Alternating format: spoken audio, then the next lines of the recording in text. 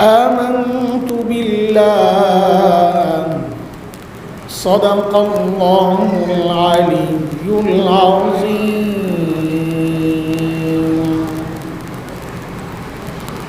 কাউরাই নুরানি তালিমুল কোরআন মাদ্রাসার হাফেজ ছাত্রদের দস্তারবন্দি উপলক্ষে আয়োজিত আজকের এই বার্ষিক ওয়াজ মাহফিলের মুহতারাম সভাপতি, উপস্থিত হযরত উলামায়ে কেরাম, মুরব্বিয়ানে আযম, দূর দূরান্ত থেকে আগত ইসলাম প্রিয় সুধী সমাজ, প্রিয় ছাত্র ভাইয়েরা, যুবক বন্ধুরা, পর্দার আড়ালের মা ও বোন, আল্লাহ সুবহানাহু ওয়া তাআলার অশেষ মেহেরবানি, করুণা, দয়া, যে মহান মালিক এই প্রতিকূল অবস্থাতেও যখন মানুষ ঘর থেকে বের হয় না, এই সময় আল্লাহ তাআলা আমাদেরকে দ্বীনের মহাব্বতের কারণে, উলামাদের মহাব্বতের কারণে দ্বীনি এই মজলিসে আসার, কিছু কথা বলা ও শোনার তৌফিক দান করেছেন।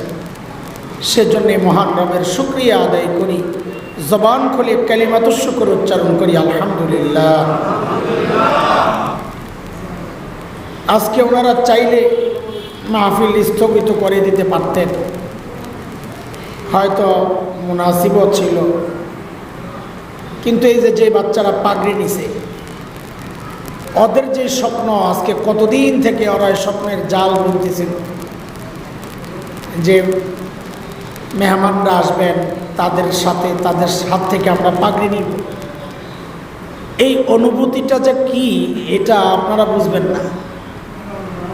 আমরা হাফেজ হয়েছি, ছোটবেলায় পাগড়ি নিয়েছি, ওই পাগড়ি নেওয়ার অনুভূতি যে কত সুখকর একটা অনুভূতি, এটাও বাচ্চা জানে, বাচ্চার মা বাবা জানে, এটা আমরা বুঝবো না।